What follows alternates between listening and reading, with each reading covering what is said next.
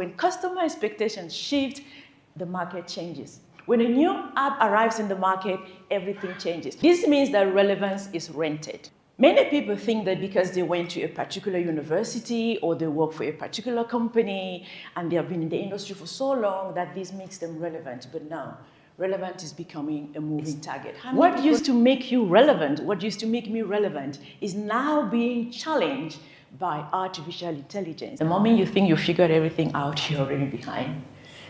So the people who stay relevant are those that are consistently curious about the future. Like I mentioned earlier, every industry is being impacted by the change and the disruption that we are seeing in the world. Is it agriculture? Is it retail? Is it finance? Whatever industry you are in, you cannot fold your hands and say, no, I think I'll sit this one out. That era where those conversations about technology was specifically for the tech industry, that era is completely over, right? The global trends that we are seeing now is that every CEO is now a tech CEO, whether you are aware of it or not. Every leader, you are dealing with technology. You cannot afford to say, I think the IT department will take care of this. Please help me to introduce the lovely Nicky.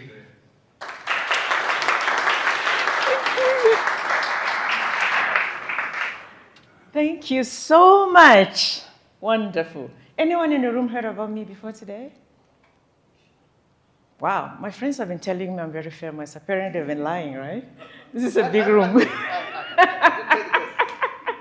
Of course.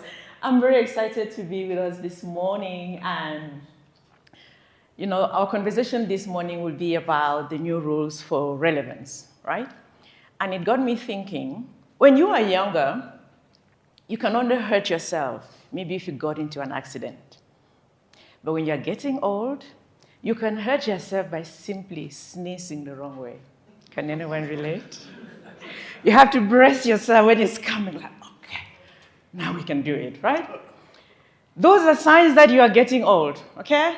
I used to read like this, now I have to, all right, okay, can we see?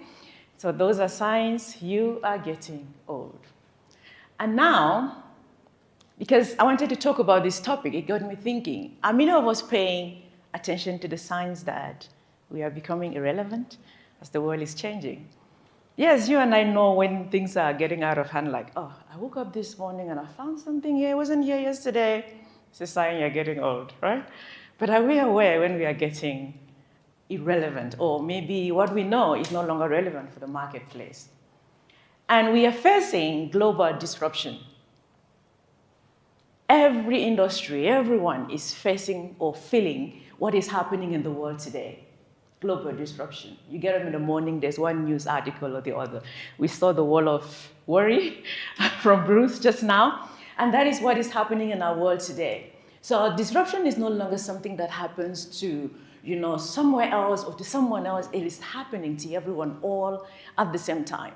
If we remember just a few years back, when Uber, our famous business models that completely disrupted the marketplace, Uber or Airbnb, these business models disrupted a particular industry, right? Uber disrupted the taxi industry, Airbnb disrupted hospitality. These were very specific industries. We read about it in the newspaper. We were not part of that industry, and we were like, oh, good luck with those guys, right? But today, artificial intelligence is disrupting every single aspect of the marketplace globally. It's more like when you think about the war in Iran as well, the impact that the war has is completely different from the one that the Ukraine war had, even though we were aware of the both wars happening. Now we suddenly know about the Strait of Hormuz. Thank God for teaching us geography. I was like, what is that? Okay. So that is the level of impact that artificial intelligence is happening in our world today. What used to take decades to disrupt an industry now takes a few lines of code. That is how fast disruption is moving. That is how fast the world is changing. A viral app, a shift in customer expectations. People want to sit at home today, press a few buttons and the taxi arrive at the door. Press a few buttons and their groceries are being delivered. Nobody wants to go stand queues anymore. Or am I the only one who hate those queues, right? We want to be able to do things that quick, that fast. So when customer expectations shift, the market changes. When a new app arrives in the market, everything changes. We all know when ChatGPT hit the market 3 or 4 years ago, and how much it disrupted the marketplace. It takes one app. Now new business models or new models of these large language models are coming up. Every 3 months, there will be a new one being released in the market, and it is completely shifting the marketplace. This means that disruption is not just disrupting, or it's not just happening within industry, it's also disrupting what it means for you and I to be relevant in the marketplace. What used to make you relevant, what used to make me relevant, is now being challenged by artificial intelligence and all the disruption that is happening in the marketplace. And we can see, like I mentioned earlier, every industry is being impacted by the change and the disruption that we are seeing in the world. Is it agriculture? Is it retail? Is it finance? Whatever industry you are in, you cannot fold your hands and say, no, I think I'll sit this one out. You cannot afford to say that. You cannot say, I think we're good over here. AI has nothing to do with us. This is for the tech guys. What have that got to do with artificial intelligence? That era where those conversations about technology was specifically for the tech industry, that era is completely over, right? The global trends that we're seeing now is that every CEO is now a tech CEO, whether you are aware of it or not. Every leader, you are dealing with technology. You cannot afford to say, I think the IT department will take care of this. You cannot outsource the conversation around technology to the IT department. You will be doing yourself a disservice. Everybody is a tech person. There are those that when these conversations are happening, they're like, you know what, Nicky, I'm not a tech person now. We are all in tech now. Every company is a tech company. That is the disruption that the market is experiencing, all right? By show of hands, is there anyone in the room here who feels more valuable today than they did 5 years ago? How many people feel more valuable today than they did 5 years ago? Okay, I see a few hands going up, meaning that you feel, most people feel the same like they did 5 years ago. All right, let's see what happens. Who believes here that they could be easily replaced today than they did 5 years ago? Okay, a few hands going up again. Some people are like, Nicky, I don't know what you're talking about. I'm not sure I should put my hand up. I see the confusion happening, right? So the point is that we are becoming more capable and also much easily replaceable because of the disruption that is happening in the marketplace. If anyone in the room has been evolving and taking care of themselves and learning, of course you feel much more valuable. But also at the same time, you wonder, when you see some of the things that these systems and artificial intelligence can do, you come to ask yourself, like, if this system can do this, if this software can do this, am I still really needed for the marketplace? Right? So you start questioning your own relevance because of what you're seeing in the market. However, even though artificial intelligence is completely disrupting and taking over tasks and things that we thought were uniquely humans, at the same time, artificial intelligence is also making human capability very much valuable. And that is the paradox that we are facing in the market today. So everything is on the line. So you cannot say, I'm good. If you look here, this is a Budoroid, well, it's called a Budoroid, meaning that a robot that is now training to be a spiritual guide of some sort. Many of us know Sophia the robot. This is recently in Japan where Sophia was singing to a room full of people, a crowd. And a robot dancing, Atlas Dancing, Boston Dynamics recently released their robot that was dancing. There will be no time for us to play all of the videos on what they are doing, but the point is that everything is on the line. Everyone's job is on the line, all right? And that is the disruption that we're happening today. So this means that relevance is rented. Relevance is no longer something you can afford to say, oh, I own it, I have it. I've been relevant, I will continue to be relevant. It is not happening like that anymore. Relevance is now a moving target, a subscription that you have to pay. And many people have DSTV in the room or perhaps Netflix. If you don't pay, can you watch? If you don't pay your Netflix subscription, can you have access to it? Of course not. That is how relevant it is changing. Many people think that because they went to a particular university or they work for a particular company and they have been in the industry for so long that this makes them relevant. But no, relevant is becoming a moving target. How many people know about the story of Nokia in the room? By show of hands? I can't be the only old person in here, right? Nokia in its peak days, they had the biggest market dominance when it comes to the cell phone industry. In fact, they were called the king of the cell phone industry. And in 2007, the same year that the first iPhone was launched to the market, the then CEO of Nokia at the time was on the cover of Forbes magazine with the title, 1 billion customers who can catch the cell phone king. They were that relevant. They were that big. How many people in the room have 1 million or 1 billion customers? That was Nokia, 1 billion customers who can catch the cell phone king. They were relevant, and they thought they owned it. They thought it was permanent. The new competitor that was going to kick them out of the market was just born, just around the corner, but they knew they were so big and they were so untouchable. But in this ancient time, no one is too big to fail. It doesn't matter how many customers you have. It doesn't matter how big your industry it is right now. If you do not understand the fact that you don't own relevance and that it is rented and that it is a moving target and you have to adjust as the market changes, you may find yourself like Nokia. If there are any Gen Zs in the room, they're probably wondering, Nicky, what are you talking about? What is Nokia, right? iPhone Pro Max 17, I think that's the number we are now today. That was a Nokia 3310 back then. I'm revealing my age, right? But today, there's no phone in the market called Nokia. And mind you, Nokia did not lose their relevance because they didn't have resources. They had money. They had the customers. They had the market share. But because they did not adjust fast enough to the market, they thought they were too big. They thought they were very invisible. They forgot that they didn't own relevance, right? And that is what happened to them. Because if you are renting, for example, it changes how you behave. If you are the landlord, it changes how you behave as well. The pressure that someone who is renting and someone who is a landlord feel is completely different. When you're renting, you have to be on your toes all the time. Because if you don't pay your rent, the landlord can kick you out. So it is the same with the marketplace. If you don't pay your rent for relevance, you can be kicked out anytime. But somehow, many people are relaxing because they've got the market share. They've got the 1 billion customers like Nokia who can catch the cell phone king. Ownership creates comfort. Ownership thinking. Most professionals are still operating like owners. They think they own relevance because they are relevant now. And they say things like, I've been doing this for 10 years.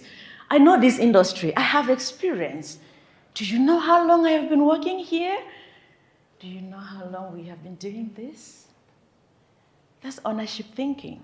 But you don't own relevance, no matter how rich your organization might be, no matter how many customers your business may have right now, you don't own relevance.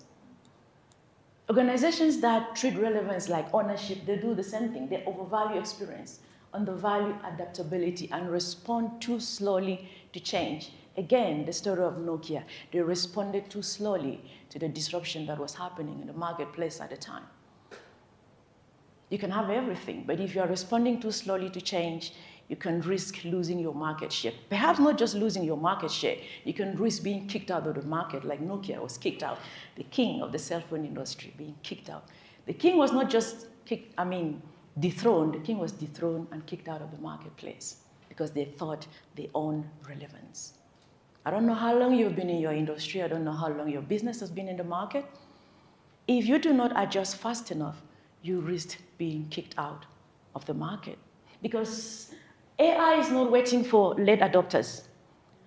In the past, when a new technology came into the market, you could afford to wait and see how your competitors react to this. You could afford in the past to sit on the fence because every new technology that came into the market, it took a long time for the market to adjust around that technology. But now disruption is happening at such a fast pace that the risk of waiting, it gives you such a big gap between those that are early adopters and those that are late adopters. And sometimes that gap may not even be closed. You may lose permanently to the people who adopted early. So this is the evolution of relevance, right? And we're going to see many of these in details. But quickly, experience used to be everything, but now it's about reinvention. Labor used to be everything, but now can you leverage on these new tools so that you stay ahead? Knowledge used to be everything, but now you have to learn how to navigate. Certainty was a thing in the past, no longer the same thing. Now you have to become more curious, okay? Stability was a thing. Now there's nothing like stability. The world is very volatile, so you have to learn how to evolve with the times. So experience no longer equals security. You may have experience in your industry, but that does not mean you are secure. Hard work, you may be the hardest worker in the room, but that does not equal value at all. Knowledge used to equal power, but today we live in such abundance of knowledge that everyone has that power now, all right? So we're going to look at this relevance code, and of course, it talks about all of the letters that are in relevance, and each letter is a principle, and each principle carries a paradox, and that's what we're going to be looking at today, the new rules of relevance. And rule number one, reinvention of our experience. How fast are you reinventing yourself? Experience is backward looking. Oh, does anyone in the room have experience into 2030? Let's clap for you. Anybody in the room? Okay, meaning you have experience. If you talk about your 20 years experience, that's in the past. If you're talking about your 10 years experience, that is in the past. So you cannot hold so much about experience and think that you're still so much valuable in the marketplace in the world we are living today. No, you have to reinvent yourself. Reinvention over experience, because reinvention is forward moving, right? Reinvention prepares you for the future that doesn't exist yet. But you have to be willing to reinvent yourself. You have to be willing to disrupt yourself. Right, we don't have much time for me to really tell you my story as I briefly introduced this morning, but I had to find a way to reinvent myself so that I stay relevant in the marketplace. Experience says this has worked before. The reinvention, we ask, what if this no longer works? The phrase in the business world that says, this is how we've always done it, or this is how it's always been done, is always almost said by someone with experience. Because when they look back at the trajectory of their business or their professional career, they say, but this has always worked. You meant to tell me that we can no longer do this now? Yes, sir. Yes, ma'am. The market has changed. It's time for you to let go. It's time for you to reinvent the wheel. There's another business saying that don't fix it if it's not broken, right? That worked in the past. Now fix it before it gets broken. The best time to fix the roof is when the sun is shining. When it starts pouring, that's not the time for you to climb on the roof to fix it. Fix it, especially in the market that we are today and how things are changing fast. So adaptability beats experience. Experience and adaptability, yes, these two are still needed in today's world, but you have to combine them before you can be relevant in today's world. And one of my favorite quotes is from Charles Darwin, and he said, it is not the strongest species that survives, nor the most intelligent, nor the most experienced. It is the one that is most adaptable to change. Are there any intelligent people in the room by any chance? I have bad news for you. It is not your intelligence that will save you. Are there any strong people in the room? How much weight do you lift? Maybe in the gym or at work? It is not the strongest that will survive, but those that are most adaptable to change. That is what keeps you relevant. Kakuza said, the art of life is a constant readjustment to your surroundings. And if you look at the chameleon here, it changes the color of his skin based on its environment. When I talk about a chameleon, you know those people that are called chameleons? That's not what I'm talking about, all right? Those people you can trust? That's not the conversation we're having this morning. We're talking about an actual chameleon that has to change the color of his skin based on the environment. Because if the chameleon doesn't change the color of his skin, you know what happens? It is exposed to danger. It is exposed to attacks. It is exposed to predators. So when you don't change the color of your skin, the color of your mind, the color of your strategy, based on your business environment, if you don't change it, you make yourself vulnerable. You can easily be attacked. You can easily be overthrown by new entrants in the marketplace. So be like the chameleon if you really want to stay relevant in the world we're living today. The next role is exponential thinking over linear thinking, right? Mindset is your first competitive advantage. How do you think? How do you see the world today? Because how you think determines if you will survive. Do you want 10% growth or 10x growth? These are two different things. One of them is linear, one of them is exponential. There's a huge difference between a 10% growth and 10x growth. How you think determines if you will survive. Even when it comes to artificial intelligence, what comes to mind when you hear the word AI? Briefly, by any show of hands, anybody can answer. What comes to mind? I've always heard some people shout out to me, Terminator. I'm like, yeah, you're also right. There are no wrong or right answers, okay? So what is it that comes to your mind when you hear the words artificial intelligence? Anybody can answer. Or if I lock eyes with you, I'll just point you. Hello, I saw you drinking coffee this morning. Come on, be more alive. Something comes to mind when you hear the words artificial intelligence. Maybe I should start with you. Making things faster. Good, making things faster. He has broken the ice. Anyone else? Automation, absolutely. Anyone else? Expansion, that's a good one. Anyone else? Efficiency, that's a good one as well. Anyone else? Those at the back there?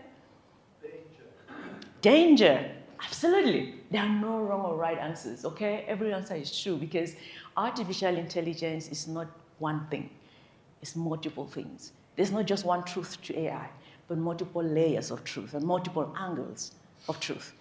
So how you think about artificial intelligence, the point of this exercise is to let you know how you think about artificial intelligence impact your relationship with artificial intelligence, all right? For those who think of it that this is an enemy, this is coming to take over humanity, this is the Terminator, Nicky, we don't want this at all. Those who think like that, they miss out on the potential of AI. And then there's the other group that says, oh, this is the best thing since sliced bread. Oh my God, how did we survive without AI up to this point? Those who think like that also get blindsided by the dark side of artificial intelligence. So in my new book, which has just come out, titled AI, Humanity's Greatest Frenemy, I'm calling it a frenemy because we have to bring the two worlds together, the two groups together. We cannot afford to just see the positive sides of AI, and we cannot afford just to see the negative sides of AI. So AI is humanity's greatest frenemy that we cannot avoid. We just need to learn, how do we live with this frenemy? All right? So mindset is your first competitive advantage. How do you think? How do you think about how the world is changing? How do you think about these new tools? How do you think about artificial intelligence, like I've just mentioned, right? Linear thinking moves in straight lines, step by step, but AI moves in leaps. So if you have a linear way of approaching things, solving problems, it will be difficult for you to function in the age in which we are living, because linear progress cannot solve exponential problems. And the type of problems that the world today is giving us are not linear problems, but exponential problems, right? The next rule is leverage over labor. Yes, you may work hard. You're the one that maybe you're at work 5:30 a.m. and you leave at 7 p.m. to show how hardworking you are. But in today's world, one person cannot do the work that would have required a team before if you know how to leverage on artificial intelligence. You no longer just have to show that you can do everything manually. And I know that there is an argument about AI making people lazy. I promise you that's a conversation for another day. But AI simply exposes what is there. If your approach to work has always been a lazy approach, AI will expose that. When you ask lazy questions, AI gives you lazy answers. It's garbage in, garbage out, right? Those who know how to think through and they're deep thinkers, AI gives them deep answers as well. So leverage is not just about working hard and getting to work early and leaving late and all of that. It's about working smart, learning how to direct intelligent systems and collaborate with these systems. That's what helps you to stay relevant in this age and time. Cognitive leverage, that's what AI gives you. Who would not want that? There are people that don't want to use AI because they believe if I use AI, it makes my work less authentic. That's not true, but we'll get there that way. But when you use artificial intelligence, it helps you, gives you the ability to scale your thinking, to scale your creativity, your analysis. This is a powerful tool. So when you learn how to partner with it, you don't have to work as hard. You learn to work smart and leverage on these tools. Experimentation over perfection is a new rule, because the faster you experiment, the faster you can evolve. Perfection says wait until everything is right, wait until everything is perfect, wait until everyone is on board. You keep waiting if you have the mindset that everything has to be perfect. I'm a perfectionist, a recovery perfectionist, I would say. So I used to wait, but somehow waiting does not take anybody anywhere. Experimentation asks, what can we learn right now? And then you step in. All right, you don't have to wait and know everything about AI before you start experimenting with the tools. You don't have to. Every launch, every test, every pivot, and every data, it gives you data that perfection will never be able to give you when you step out there. All right? Experimentation accelerates your learning. So whatever project you are working on, just start. If you have a dream, a goal, get in there and start. You will learn more as you are going than by sitting and, okay, I'll figure this out someday. When I figure it out, then I'll start. Now, the market is moving too fast. You will not be relevant if you keep waiting for perfection or for perfect circumstances, right? Value creation over volume. You have to be able to create value. It's no longer just about what you bring to the table, which industry you've worked in, how many years you've been in that industry. It's value. Do you have value that the market needs? Can you bring value to the marketplace? Are you using AI to create value or just volume? For many of us that have experimented with these large language models, you know how much you ask AI a tiny question and it just vomits on you this much content that you didn't ask for. Can you create value out of that? Or you just generate that large volume and you're like, okay, I think we're good here. I asked AI a question and AI answered me. Value is earned. Answers can be generated, but the value is earned. You have to earn value in this age and time, and it is by sorting through whatever is going on in the world today. You're sorting through whatever these large language models are giving you. That is how you create value out of it. If you are just copying and pasting, you take from here, you throw it, that's not value at all. You're not creating value in that sense. The next one is augmentation over replacement. I'm very much an advocate for AI and adoption and how humans should learn to use this technology, but it should be about augmentation, not replacing humanity. Humans have a special role to play in this revolution, right? Human plus AI beats human alone. Human plus AI beats AI alone. The future is not only about AI. It doesn't belong only to AI, and it doesn't belong only to humans. Again, we cannot afford to be on the opposite side, that, okay, humans on this side, AI on this side. It has to come together. Augmentation, augmented intelligence. That is where we will make us relevant, and that is the future. We should all advocate for the future where AI and humanity comes together, not a future where AI replaces humanity. So this is the power of staying relevant. You make sure that you're augmenting your intelligence, you're augmenting your abilities, whatever you are good at, and humans are so good individually at different things. Take it and augment it with artificial intelligence. And you have to learn to navigate over just having knowledge. Some of the knowledge maybe you studied in school 10 or 20 years ago, or 30 years ago. Is that knowledge still relevant for the marketplace? And by the way, Benjamin Franklin said, we are all born ignorant, but it takes a great deal of effort to remain stupid in this age and time, right? That is how much knowledge we are drowning in it. So you can't beat your chest and say, do you know how much knowledge I have? No, that era has passed. Everyone has access to knowledge. at their fingertips. Anyone who doesn't have some level of knowledge in this age and time is someone who is really working extra hard to remain stupid, right? But knowledge is not what we should be bragging about. It should be, are you able to navigate through these times, right?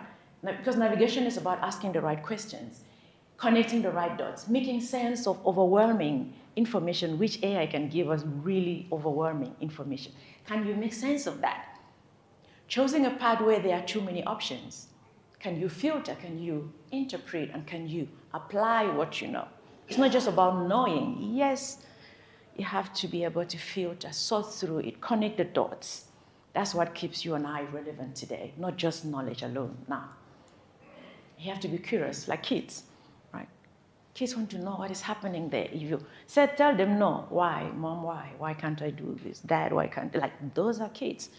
Always questioning, always wanting to know why this cannot be done or why you don't want them to do certain things.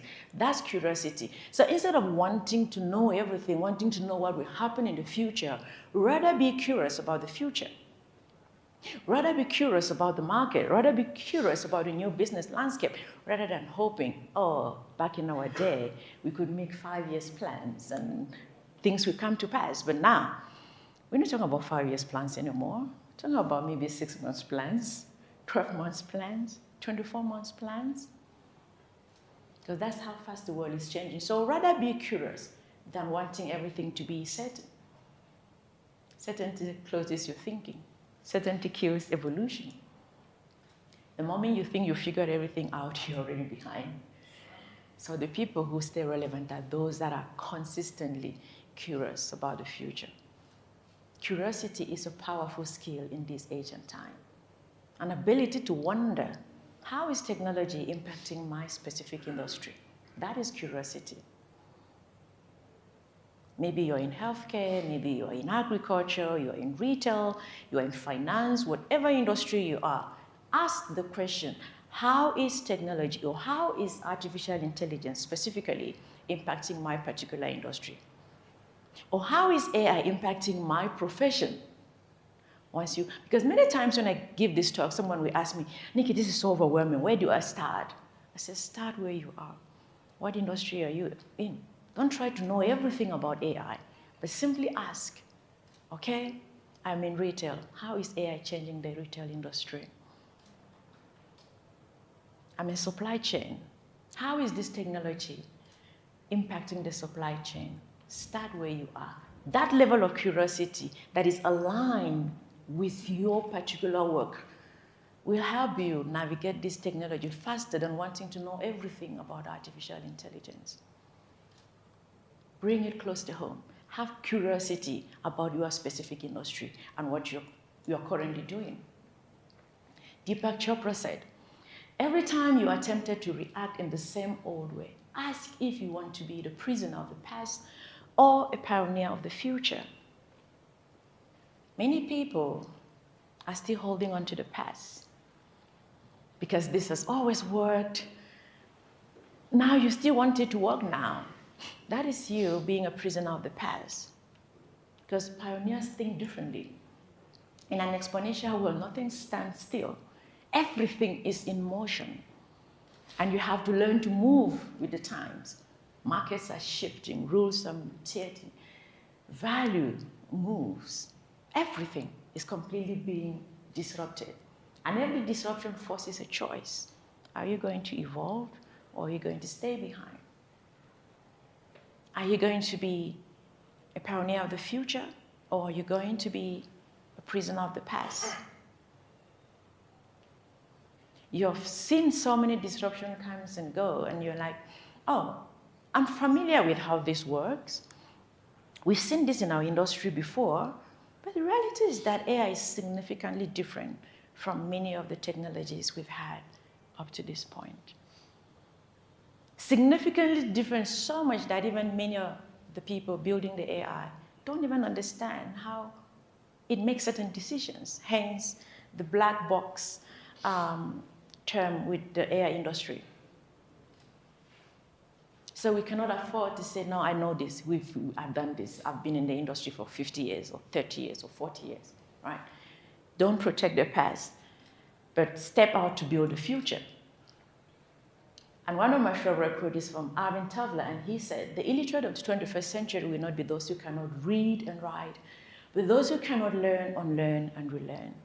This means that illiteracy is being redefined. In the past, if you were called an illiterate, it means you didn't go to school, and you cannot read, and you cannot write. But today, if you don't have an ability to learn and unlearn and relearn, you are considered the illiterate of the 21st century.